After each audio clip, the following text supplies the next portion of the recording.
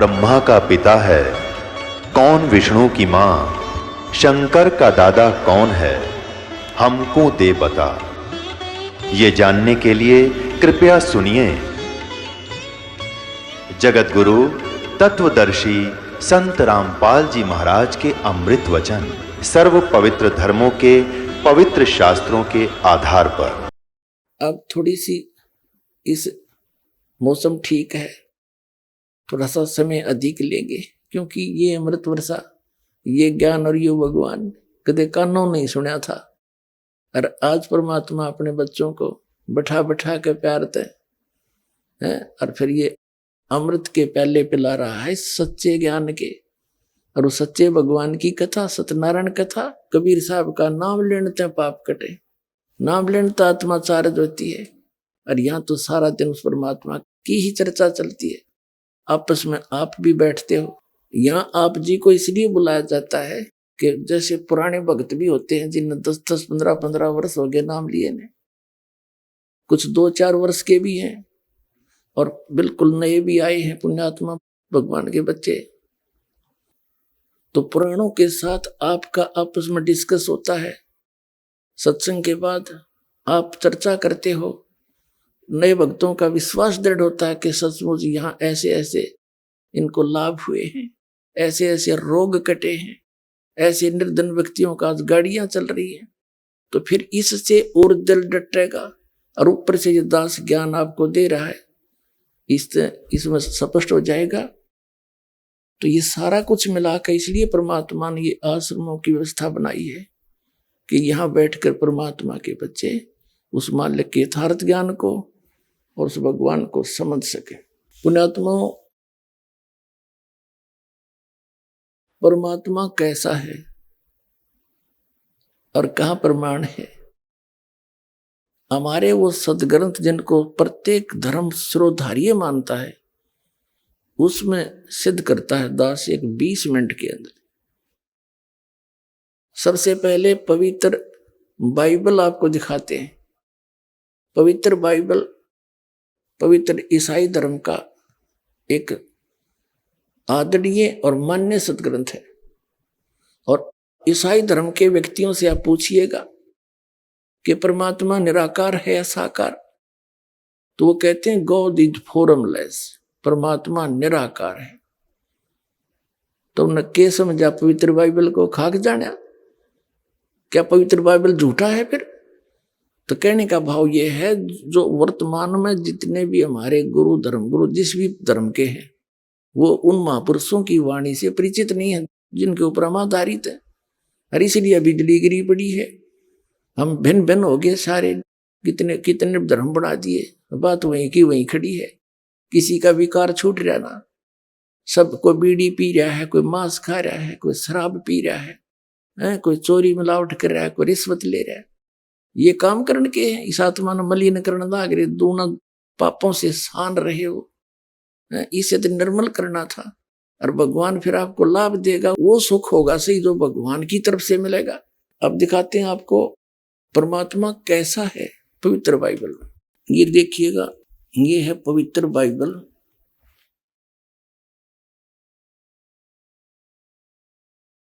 संपूर्ण जीवन अध्ययन बाइबल।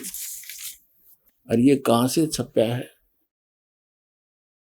ये है जर्नल एडिटर है Donald C Stamps MA MDV, ये एसोसिएट एडिटर, ये यहां से छपा है। Printed in India, Life Publishers International, Springfield, Missouri USA, printed in India. ये बना वहां से छपा है यहाँ पर। ये सारा इनका पूरा दे रखे हैं यहाँ पर। इससे आपको पढ़ के सुना होगा दास कि परमात्मा कैसा है। ये है पुराना नियम। पुराना नियम यहां से देखेंगे आप।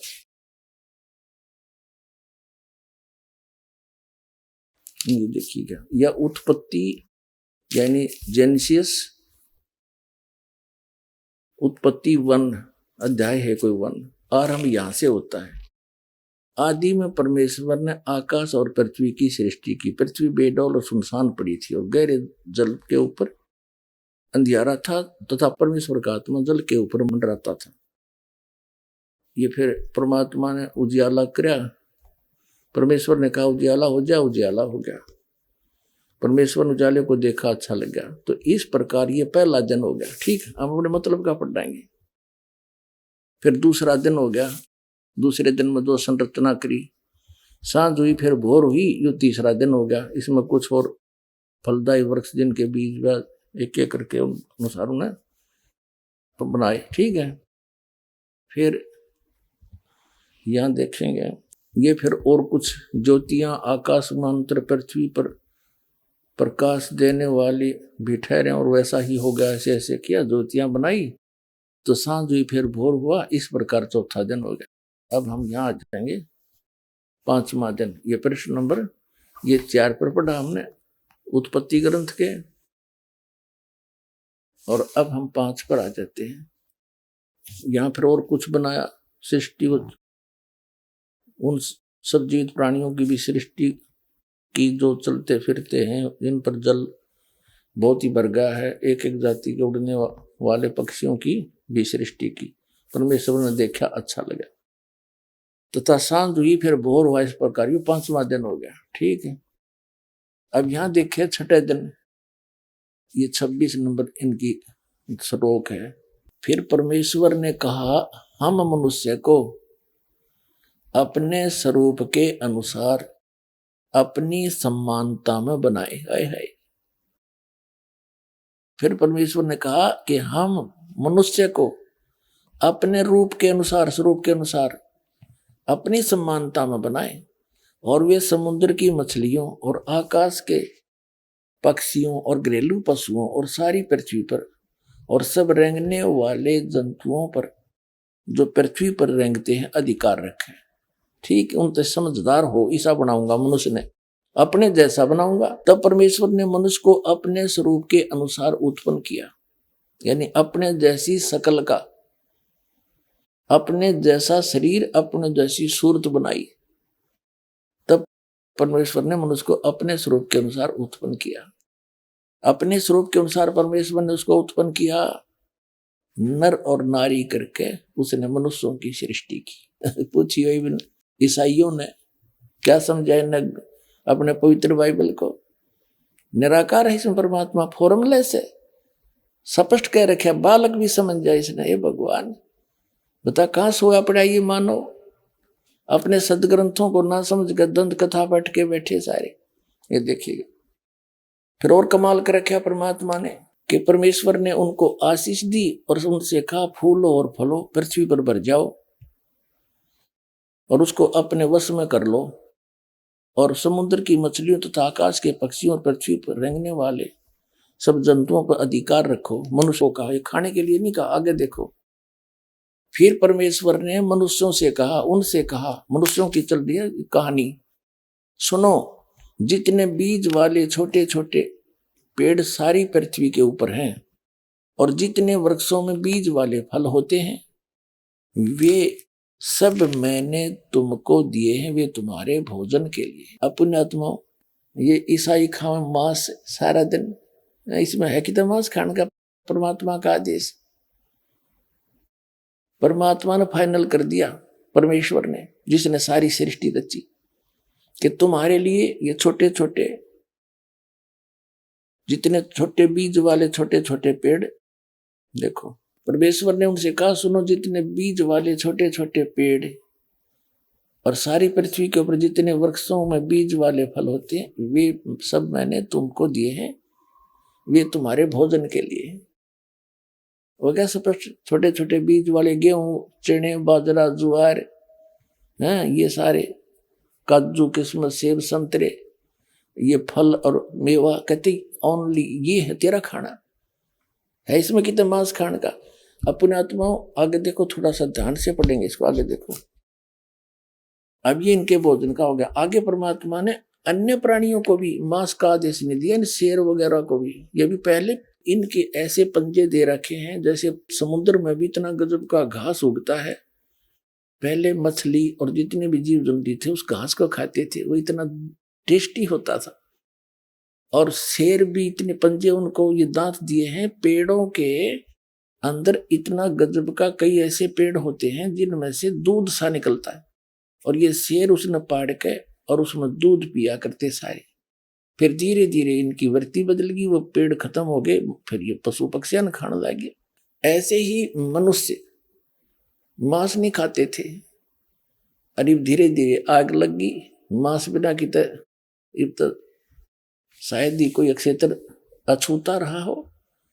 तो इस प्रकार ये सारी बात न्यों बिगड़ी है बगैर ज्ञान के, और फिर से हम संभलेंगे बुराई छूट जाएगी। देखिए यहां क्या कहा है, 5 पृष्ठ पर 30 नंबर पढ़ रहे हैं, 29 तक हमने पढ़ लिया। और जितने पृथ्वी के पशु और आकाश के पक्षी और पृथ्वी पर रेंगने वाले जंतु हैं, जिनमें जीवन के प्राण हैं, उन सब के खाने के लिए मैंने सब हरे हरे छोटे पेड़ हैं। और वैसा ही हो गया। साँझ हुई और भोर हुआ, इस प्रकार ये 6वां दिन हो गया। यानी कि जितने भी पशु हैं, पक्षी हैं और जल के जीव हैं, सबके लिए छोटे छोटे हरे पौधे, ये पेड़ दिए आपको, पौधे दिए और पेड़ दिए, ये और कुछ नहीं खाना। आगे देखो, ये 6वां दिन हो गया, अब 7वां दिन। अब 7वां दिन यूं आकाश और पृथ्वी और उसकी सारी सेना का बनाना समाप्त हो गया।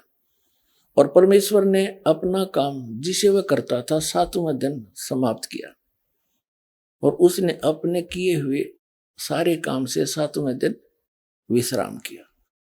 और परमेश्वर ने 7वें दिन को आशीष दी और पवित्र ठहराया, क्योंकि उसमें उसने सृष्टि की रचना के अपने सारे काम से विश्राम लिया। अब यहाँ क्या है कि 7 दिन में इस पवित्र बाइबल के अनुसार उस परम अक्षर ब्रह्म ने सारी सृष्टि रच के और इस काल को दे दी। फिर इस काल ने बागडोर संभाल ली। इसके बाद ये परमात्मा तो रच के इन्हीं के अनुसार ये चला गया, बैठ गया तख्त पर जा विराजा। अब पहले पवित्र, अब आपको पवित्र कुरान शरीफ दिखाते हैं। अब इन कुरान शरीफ के पढ़ने वाले पवित्र मुसलमान धर्म के इन अनुयायी मुसलमानों से पूछ लो भगवान कैसा है। अल्लाह तो बेचून है। बेचून माने निराकार, उसका कोई आकार नहीं। और ये हमारी इनकी पवित्र कुरान शरीफ क्या कह रहा है, इसमें देखिएगा। ये देखिएगा पवित्र कुरान शरीफ, इसके विषय में कहा है कि ये तो इनकी वह अरबी भाषा, जाकिल किताबुल्ला रैब जय सला फीही जय, यह वह इलामी किताब है जिसमें कोई संदेह की गुंजाइश नहीं। मुसलमान भाइयों के लिए ये फाइनल है कि इस कुरान शरीफ में जो लिखा है इसमें हमने कोई संदेह नहीं। देखो ये क्या है फिर कुरान शरीफ, मुतरजम बरहिस्से सानुवाद सटीपन शास्त्रीय अरबी पद्धति पर नागरी लिपि में रूपांतरकार हैं नंद कुमार अवस्थी,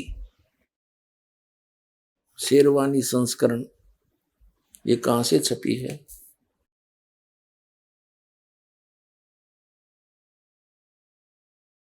ये वही है सारा, शास्त्रीय अरबी पद्धति पर नागरी लिपि में शेरवानी संस्करण, प्रकाशक है लखनऊ किताबघर, मौसम बाग, सीतापुर रोड, लखनऊ। अब हम इसके 604 पृष्ठ पर आते हैं, सूरत फुरकानी में या सूरतुल फुरकानी कुरान शरीफ, और ये 604 पृष्ठ पे। ये तो है अरबी भाषा लिखी उर्दू में है। ये इतना, ये सारा एक पृष्ठ के अंदर जो लेख है ये है। और इसी को फिर इस नागरी लिपि में एजिटित अरबी भाषा नागरी लिपि में लिखी है, और फिर इन्होंने कमाल कर रखा है, इसका फिर अनुवाद भी हिंदी में कर रखा है। ये देखिएगा, ये लास्ट में इसमें 52 नंबर आयत है सूरत फुरकानी की। तो इसमें क्या लिखा है, फला तुतियल काफिरन व जाहिदम बिही जिहादन कबीरन। अब इसका अर्थ क्या करा इन्होंने, यहां देखिएगा। अब कुरान शरीफ का ज्ञान देने वाला अल्लाह, जैसे श्रीमद् भगवत गीता का ज्ञान देने वाला ब्रह्म, काल, और ये कुरान शरीफ का ज्ञान देने वाला दोनों एक हैं। श्रीमद् भगवत गीता का ज्ञान देते समय चौथे अध्याय के 34वें श्लोक में गीता ज्ञान दाता कहता कि अर्जुन, तू तत्वदर्शी संतों के पास जाकर उस तत्व ज्ञान को समझ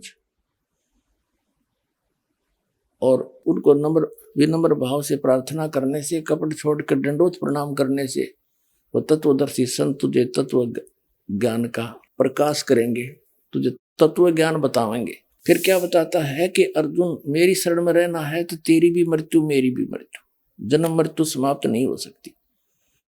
18वें अध्याय के 62वें श्लोक में कहा कि तू सर्वभाव से उस परमेश्वर की शरण में जा, उसकी कृपा से तू परम शांति को, सनातन परम धाम को प्राप्त होगा। यानी गीता ज्ञान दाता से अन्य है कोई सुप्रीम गॉड, वो समर्थ परमात्मा। ऐसी कुरान शरीफ का जो ज्ञान दे रहा है वो ब्रह्म है, वही है। और वो सामने ना आकर आकाशवाणी करता, वो उसने प्रतिज्ञा कर रखी है कि मैं अपने वास्तविक रूप में कभी नहीं आऊंगा। तो वो क्या करता है, किसी के अंदर प्रवेश करके अपना ज्ञान दे देता है या आकाशवाणी करके दे देता है। ऐसे ही ये कुरान शरीफ का ज्ञान हजरत मोहम्मद जी को प्राप्त हुआ, किसी फरिश्ते के द्वारा उस काल ने भेजा, या उसके अंदर कोई फरिश्ता अंदर प्रवेश करके बोले, चादर ओढ़ कर लेट जाता था, अंदर से आवाज आती थी, लिखने वाला लिखता रहता था, या आकाशवाणी के माध्यम से कुरान शरीफ लिखी गई। अब इसमें क्या बताया है कि कुरान शरीफ का जो ज्ञान दाता है उसको मुसलमान धर्म अपना अल्लाह मानते कि वो हमारा भगवान है। अल्लाह ने कुरान शरीफ का ज्ञान दिया और वो अल्लाह के कह रहा है, वो कुरान शरीफ बोलने वाला अल्लाह क्या कह रहा है ये देखिएगा। वो क्या कह रहा है कि हजरत मोहम्मद जी को जैसे ब्रह्म ने अर्जुन को श्री कृष्ण में प्रवेश करके ज्ञान दिया, वही बोल रहा है। हजरत मोहम्मद जी को कह रहा कि ए पैगंबर, ये काफिर है ना, ये कबीर नामक वो जो सुप्रीम पावर है, वो सबसे सर्वशक्तिमान परमात्मा है, पाप नाशक है, जिसने सारे ब्रह्मांडों की रचना करी। उसको ये काफिर लोग उस कबीर को अल्लाह नहीं मानते, और तू इनकी बातों में मत आना।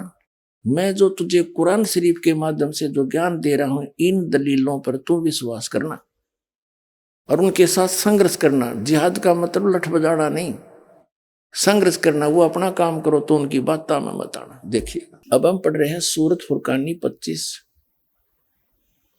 कुरान शरीफ 604 पृष्ठ पे, और इसकी 52 नंबर आयत को। ये तो अरबी भाषा है, यह लिखी है देवनागरी में, और ये वही जो कि तू यहाँ पर अरबी भाषा है, लिखी है उर्दू में। इस अरबी भाषा का अनुवाद फला तुतियल काफिरन व जाहिदुम बिही जिहादन कबीरन, यहां देखना, यहां अनुवाद किया है। कुरान शरीफ के ज्ञान देने वाला अल्लाह कह रहा कि ए पैगंबर हजरत मोहम्मद को तुम काफिरों का कहा न मानना, और इस कुरान शरीफ की दलीलों से उनका सामना बड़े जोर से करो। अब यहां इन्होंने थोड़ा सा अनुवाद गलत कर दिया, इन्होंने कबीर का अर्थ बड़ा कर दिया।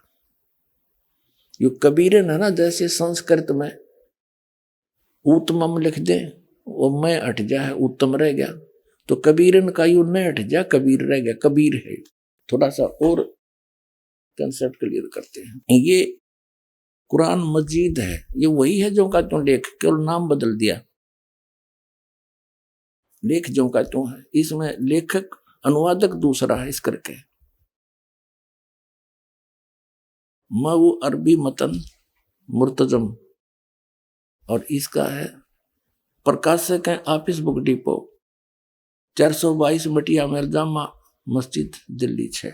ये है कुरान मजीद हिंदी मुतरजम अरबी मतन।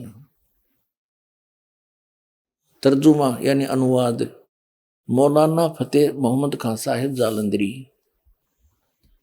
तसही मौलाना अब्दुल मजीद सरवर साहिब, प्रकाशक है Farid book depot private limited नई दिल्ली। अब हम इसमें एक तो ये दिखाते हैं आपको, इनका ये प्रश्न नंबर 6 पे थोड़ी सी झलक दिखाते हैं आपको।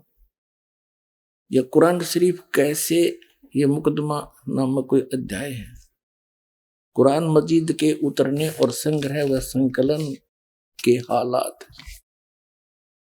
कुरान मजीद एक पवित्र किताब है, मजीद कहो चाहे कुरान शरीफ कहो, जो अंतिम नबी हजरत मोहम्मद सल्लल्लाहु अलैहि वसल्लम पर उतारी गई। यह अर्शी कुर्सी के मालिक का कलाम है, जो उसने स्वयं एक बरगुजिदा पैगंबर और मुकर्रम यानी सबसे ज्यादा लोकप्रिय बंदे पर नाजिल किया।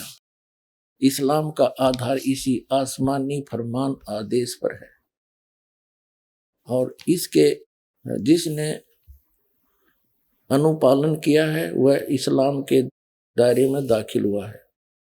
अब यहां देखना ये कैसे उतरी।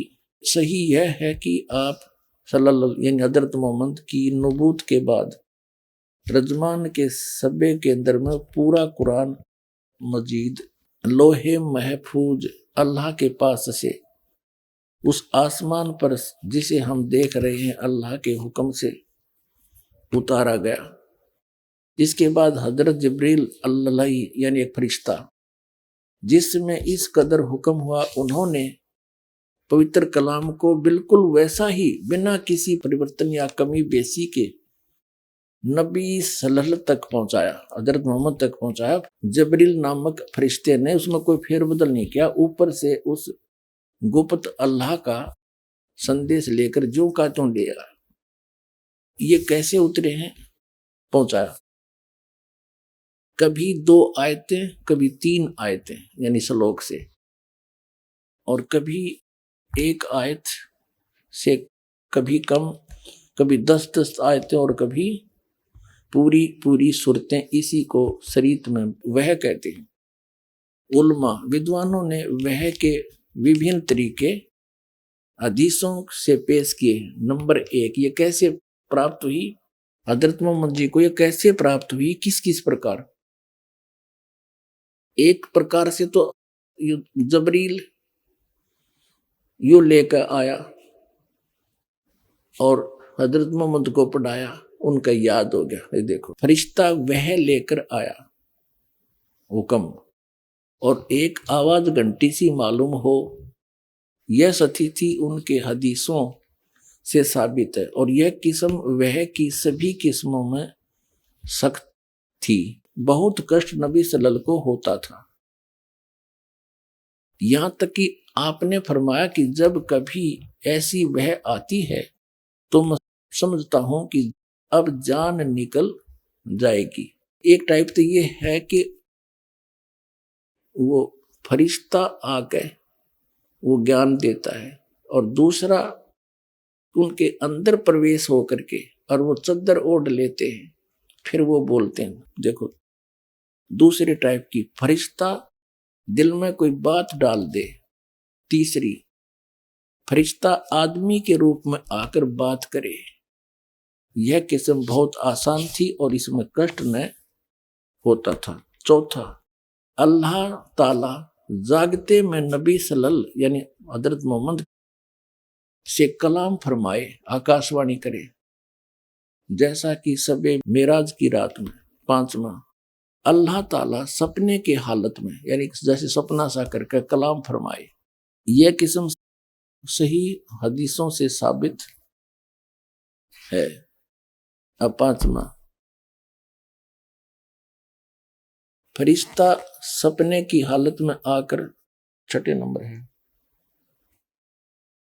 आकर कलाम करे, मगर अंतिम 2 किस्म के कुरान मजीद खाली है।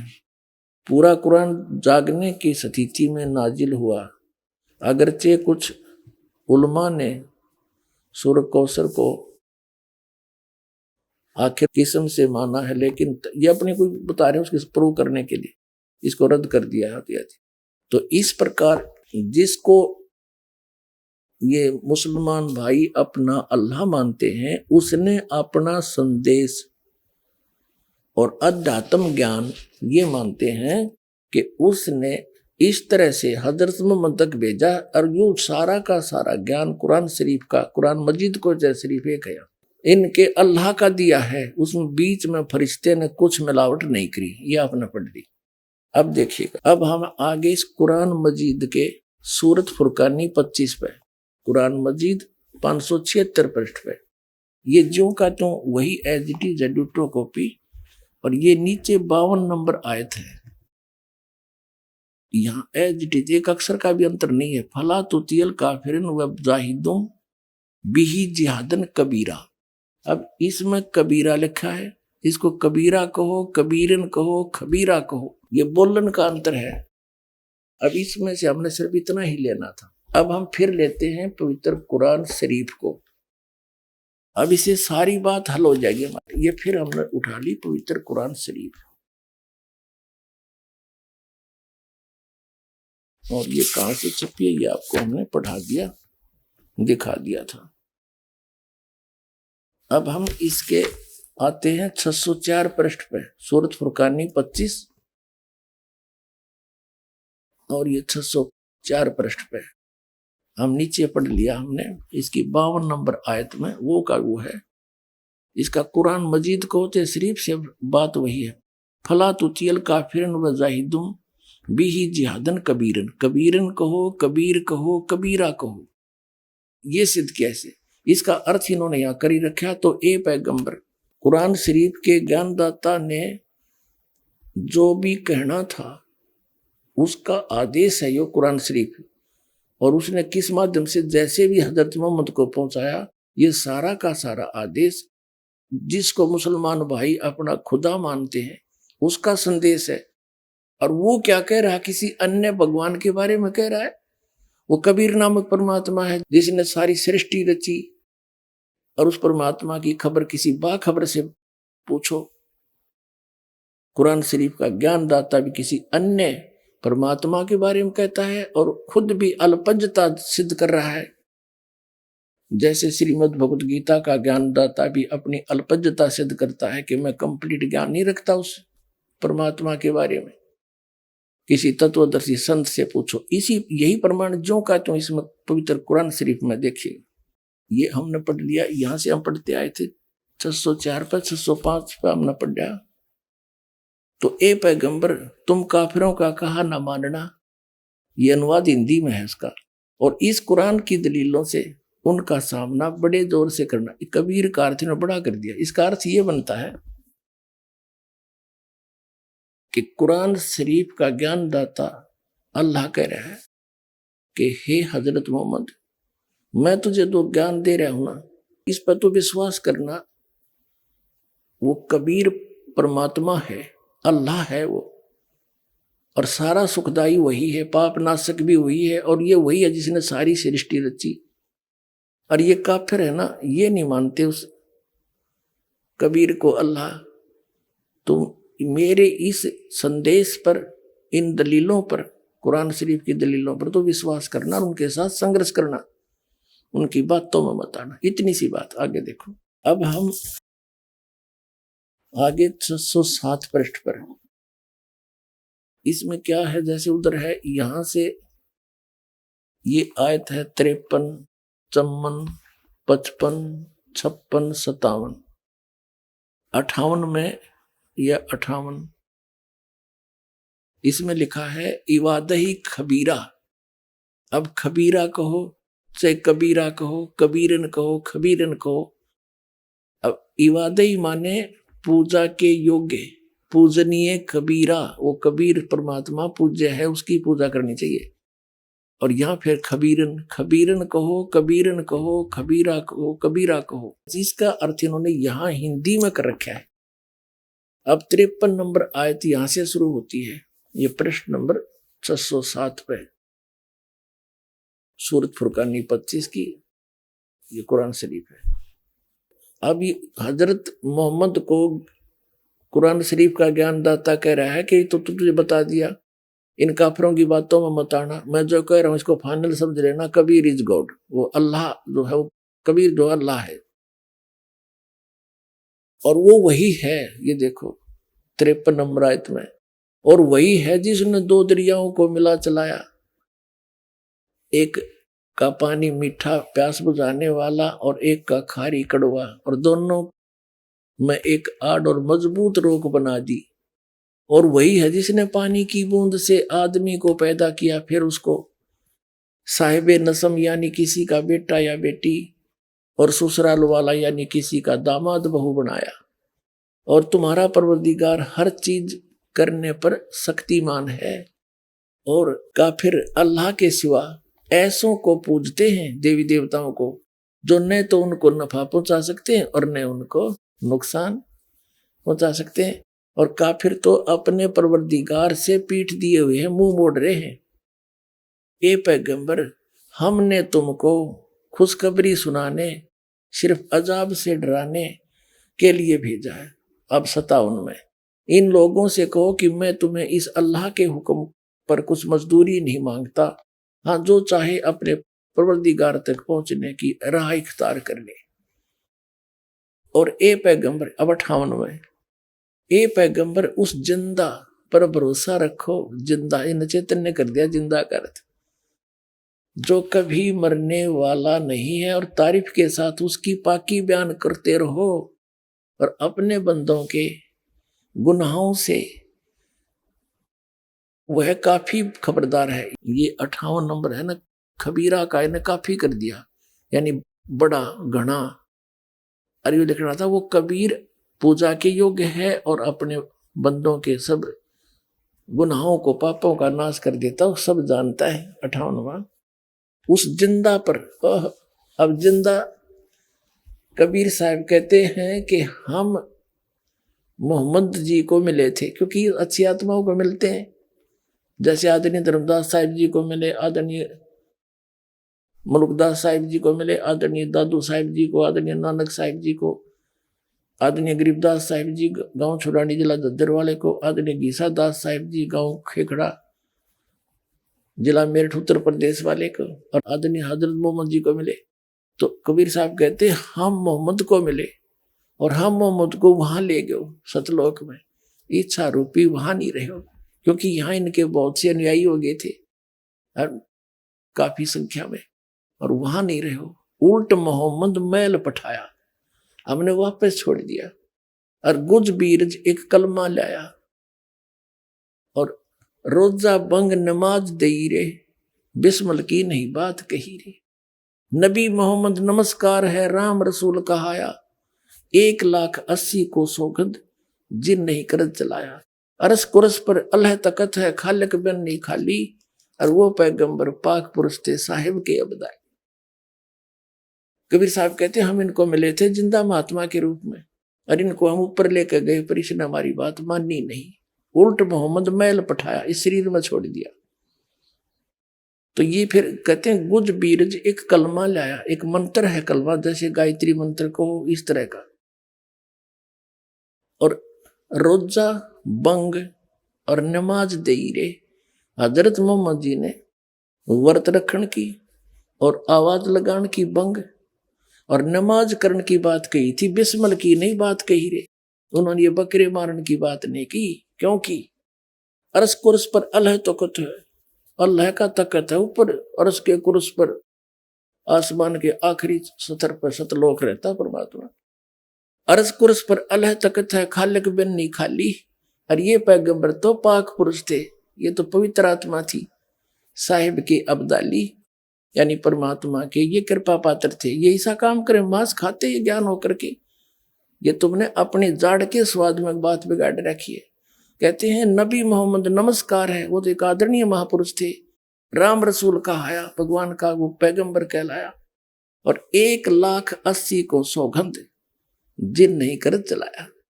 हजरत मोहम्मद जी के कुल 1,80,000 अनुयायी बने थे, उन्होंने कोई मांस नहीं खाता था, यहां तक कि ब्याज भी नहीं लेते थे आपस में किसी से। भरी मदद किया करते थे। तो जो आदमी इतना दयालु हो कि ब्याज की पीड़ा भी नहीं देनी, क्या वो मांस खाने की सलाह देगा? तो कहते हैं नबी मोहम्मद नमस्कार है राम रसूल कहाया, 1,80,000 को सौगंध। कहते सौगंध है उन महापुरुषों की, उन्होंने जिनने कर्ज चलाया उन्होंने तुम्हारी तरह बकरे नहीं काटे।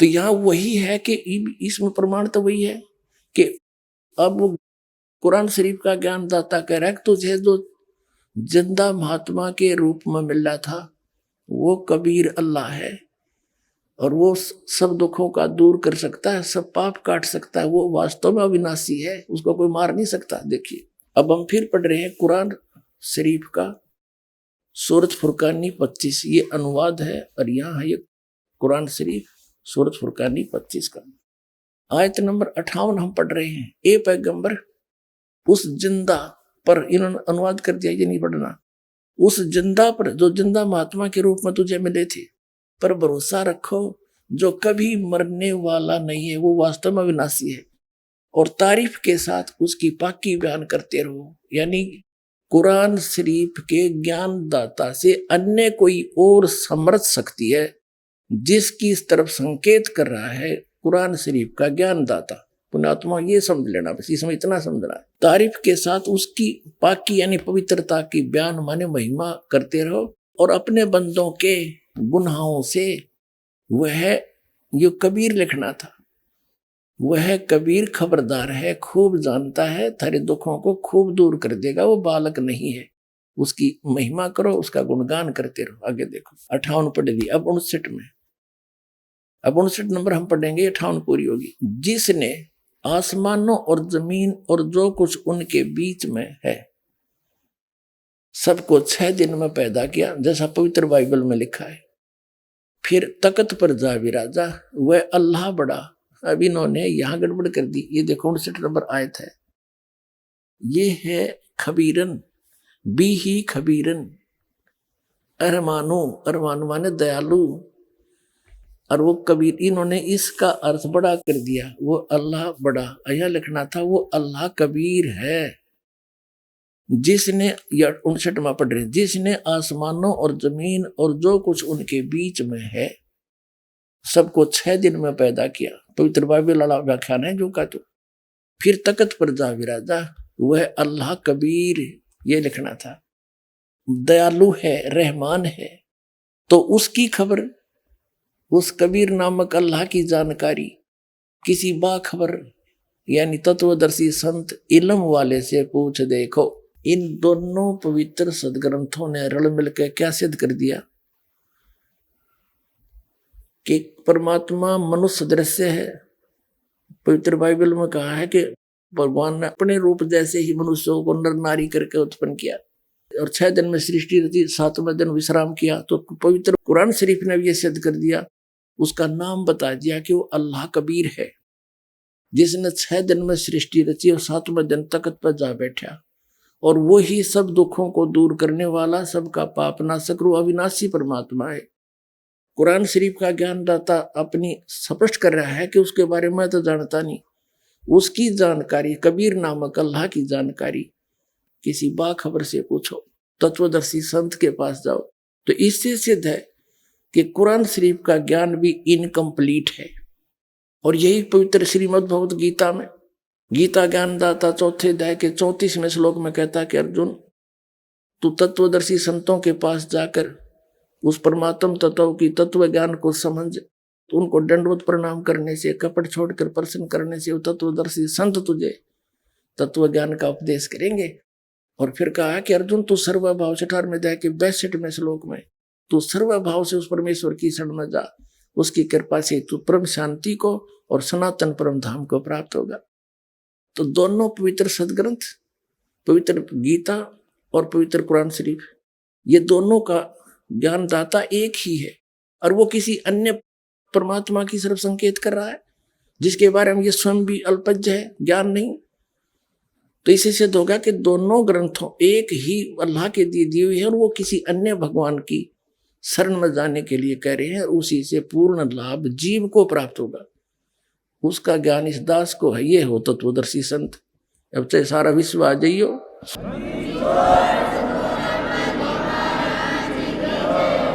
अब पुण्यात्मा यहां तक तो हो गया यू क्लियर कि who is God, Kabir is God.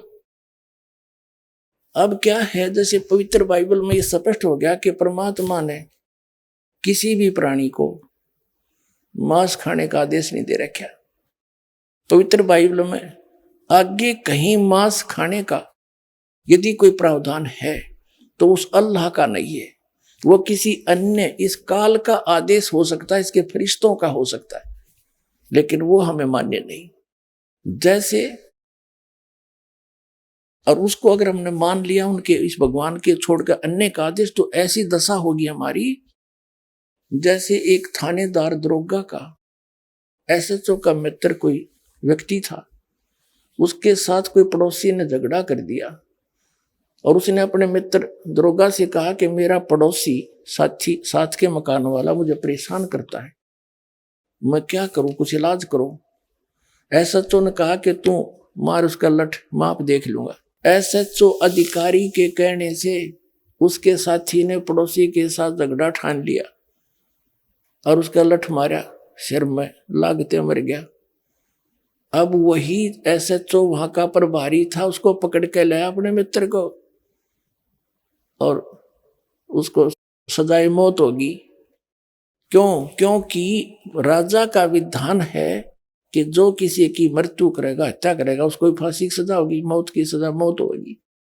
तो उस व्यक्ति ने एक अधिकारी के कहने से राजा का संविधान तोड़ दिया, उल्लंघन कर दिया, जिसके कारण उसने सजाए मौत प्राप्त की, दंडित हुआ।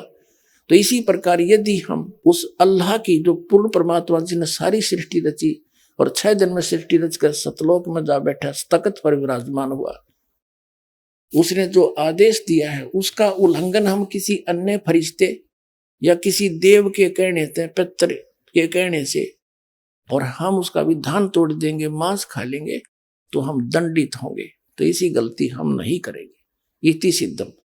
आइए अब हम उन श्रद्धालुओं के अनुभव जानते हैं जो जगत गुरु तत्वदर्शी संत रामपाल जी महाराज जी से दीक्षा प्राप्त कर चुके हैं तथा उनके द्वारा बताए गए भक्ति मार्ग पर चल रहे हैं। सर नमस्कार। नमस्कार सर जी। क्या नाम है आपका? मेरा नाम दयानंद गुरु राठौड़ है जी। सर कहाँ से आए हैं आप? मैं लातूर डिस्ट्रिक्ट तहसील उदगीर महाराष्ट्र से आया हूँ। सर संत रामपाल जी महाराज जी से जुड़ने से पहले आप क्या भक्ति साधनाएं करते थे? पारंपरिक दृष्टि से जो चलता है, मेरे घर में जो चलता था वही मैं करता था। वहाँ पर जैसे कि एकादशी का व्रत करते थे और चतुर्थी, गणेश जी की चतुर्थी करते थे। श्रावण मास में हम पूरा महीना उपवास करते थे, शिव जी की पूजा करते थे। शिव जी की पूजा के लिए हम पैदल चले जाते थे मंदिर को, और ऐसे घर में जो भी पूजाएं होती थी वो सब करना पड़ता था हमें। सर आप पहले भक्ति साधनाएं कर ही रहे थे, तो फिर संत रामपाल जी महाराज जी से जुड़ने का क्या कारण रहा? संत रामपाल जी महाराज जी से नाम दीक्षा क्यों ली? इसके पीछे मेरे पिताजी है। पिताजी पहले शास्त्र पढ़ते थे, भक्ति में थे, उनकी तरह जो भक्ति वो करते थे वो करते थे। लेकिन वो टीवी में जो भी सत्संग आते थे उस सत्संग में वो देखते थे। देखने के बाद उन्होंने संत रामपाल जी महाराज का सत्संग देखा और उनको वो ज्ञान बहुत पसंद आ गया और उन्होंने बरवाला आश्रम जाके नाम दीक्षा ले ली। तो वहाँ से आने के बाद हमें पूरा ज्ञान बताया और हमें एक ज्ञान गंगा पुस्तक पढ़ने के लिए दी।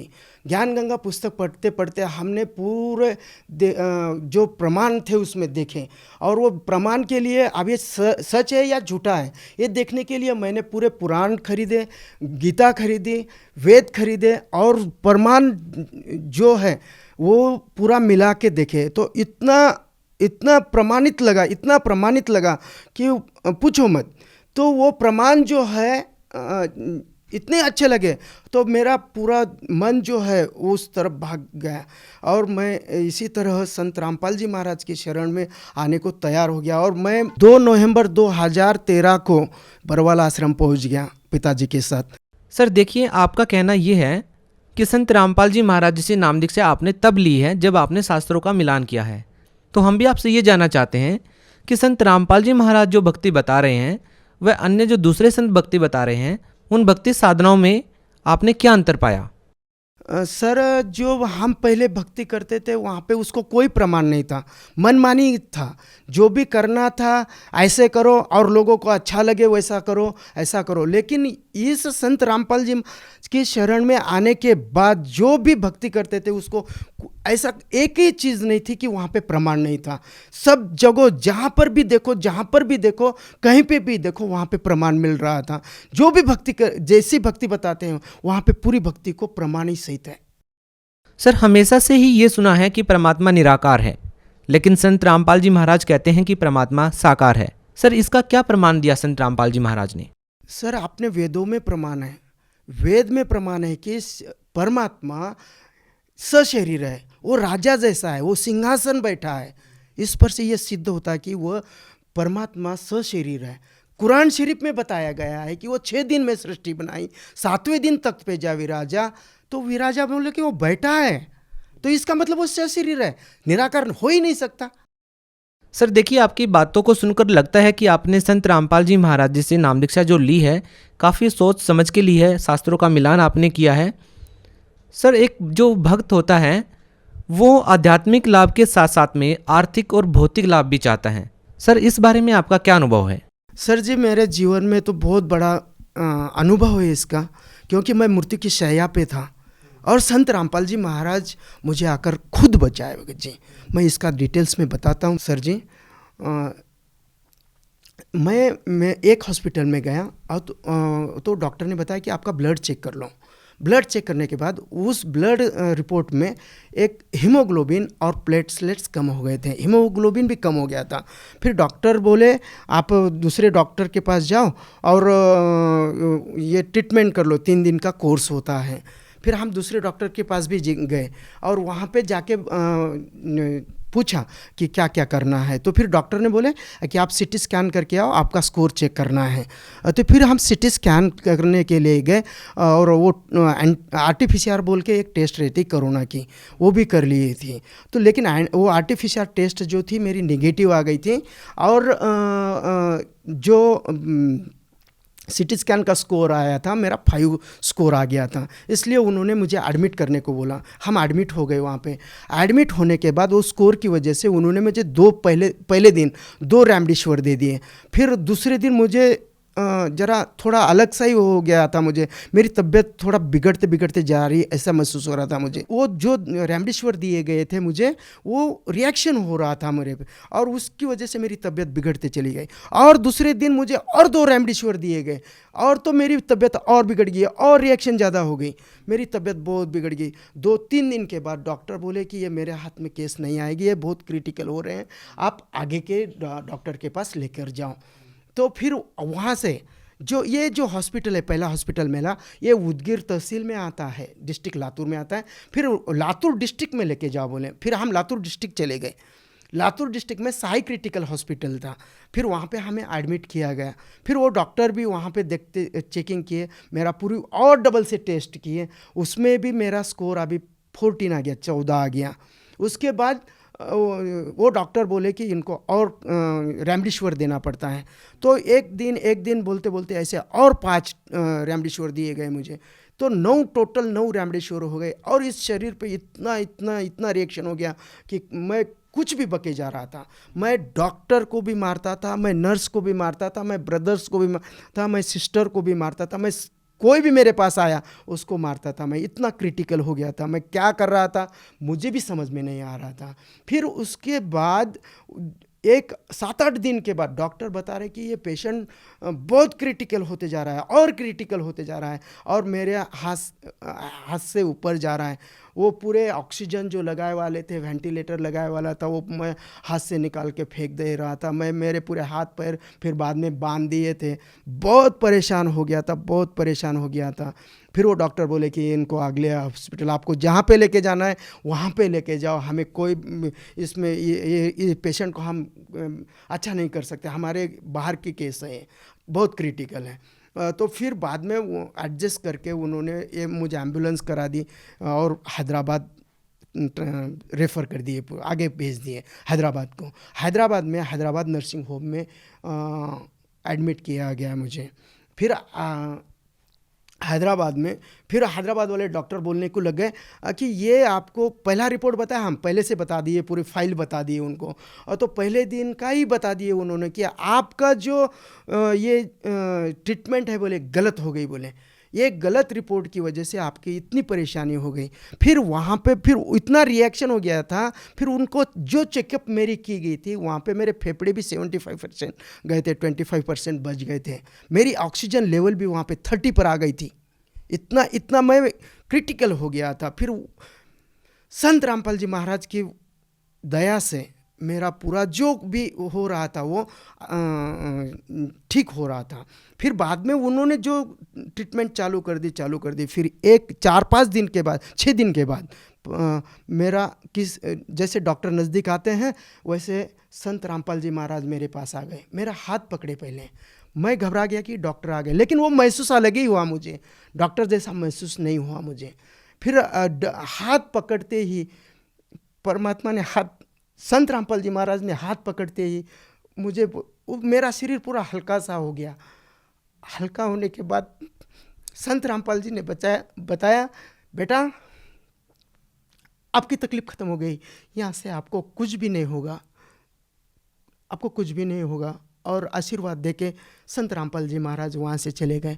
बाहर मेरी पत्नी बैठी हुई थी, उन्होंने तो आशा ही छोड़ दी थी, लेकिन संत रामपाल जी महाराज उनको भी जाके बता दिया बेटा जाके मिल, आपके पति से मिल, वो अभी अच्छे हैं।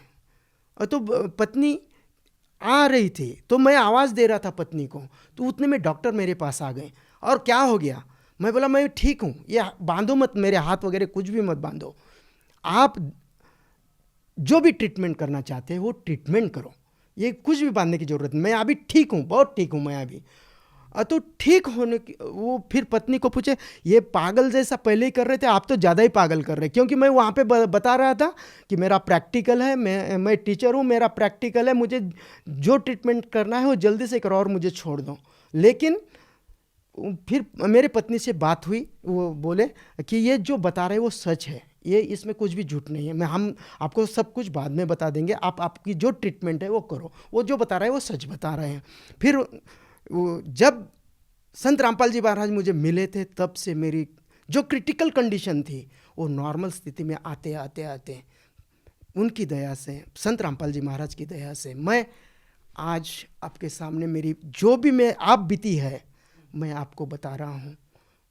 ये 101% सच है। ये मेरी फाइल है, हैदराबाद नर्सिंग होम की है। ये जो फाइल है आप यहाँ पे भी कांटेक्ट कर सकते हैं, उनको पूछ सकते हैं मेरी कंडीशन कैसी थी। वो भी हक्का बक्का हो गए थे, डॉक्टर पूछने को लग गए थे कि ये हुआ कैसे। मेरी पत्नी बहुत बीमार रहती थी, जैसे कि कभी भी हॉस्पिटल में महीने में 2 बार 3 बार ऐसे एडमिट रहती थी। वहाँ पे जो हॉस्पिटल में जो डॉक्टर है, नर्स है, सिस्टर ब्रदर सब जो भी है, उस मेरे पत्नी को वो नाजुक बाई बोल के बोलते थे। इतनी नाजुक है कि ये कभी भी हॉस्पिटल में आ सकती है, कभी भी बीमार हो सकती है। मेरे पत्नी को अपेंडिक्स का भी बहुत परेशान रहती है, अपेंडिक्स से।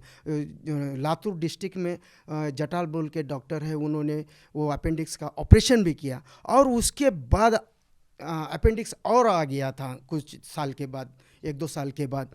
तो फिर और चेक किए हमने, तो बताया कि अपेंडिक्स है। हमने बताया कि पहले तो अपेंडिक्स का ऑपरेशन हो गया, आप डबल कैसे हो सकता है, ऐसा कैसे हो सकता है। तो फिर डॉक्टर बोले अभी अपेंडिक्स है और अपेंडिक्स का आपका ऑपरेशन करना ही पड़ेगा।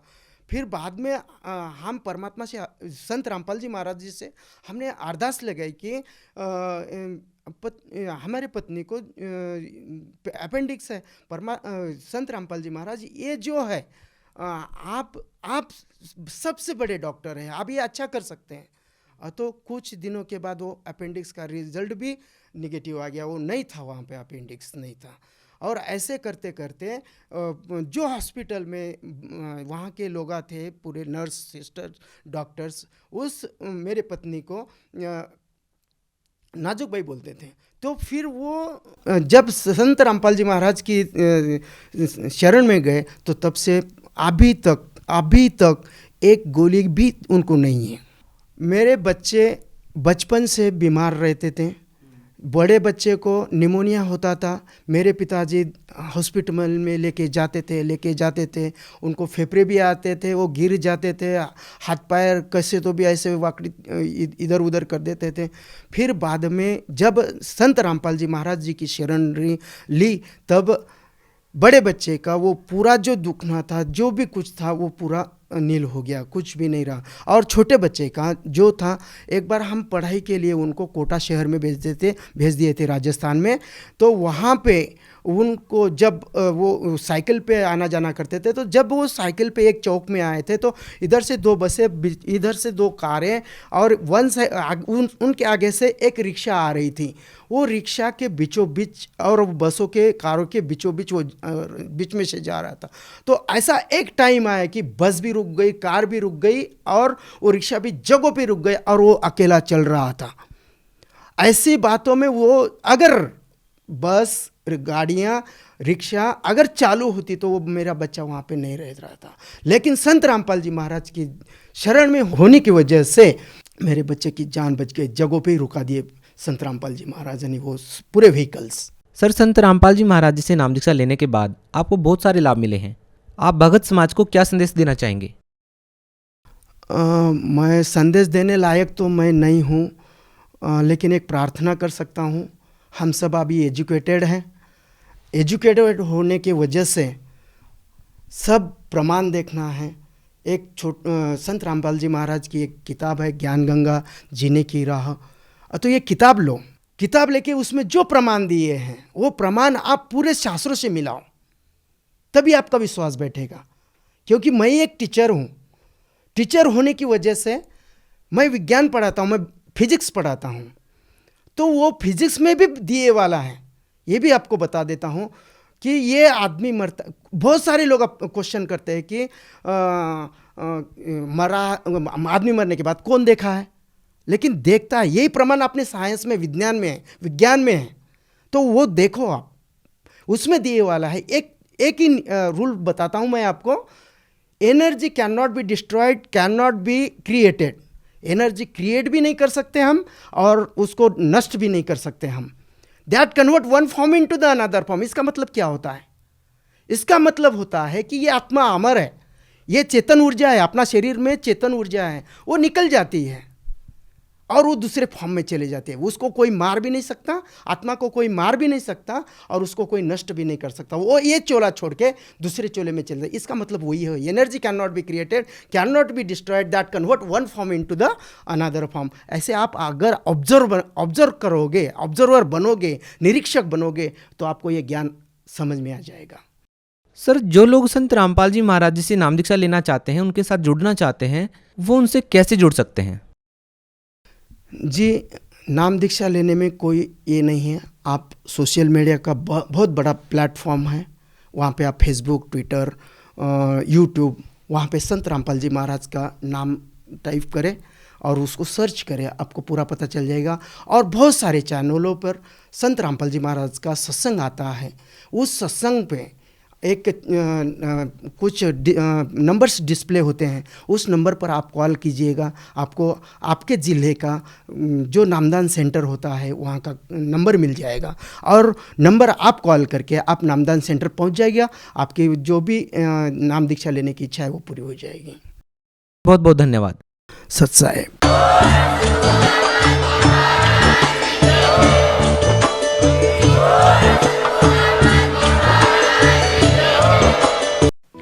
आप सुन रहे थे जगत गुरु तत्वदर्शी संत रामपाल जी महाराज के मंगल प्रवचन। अधिक जानकारी के लिए संपर्क करें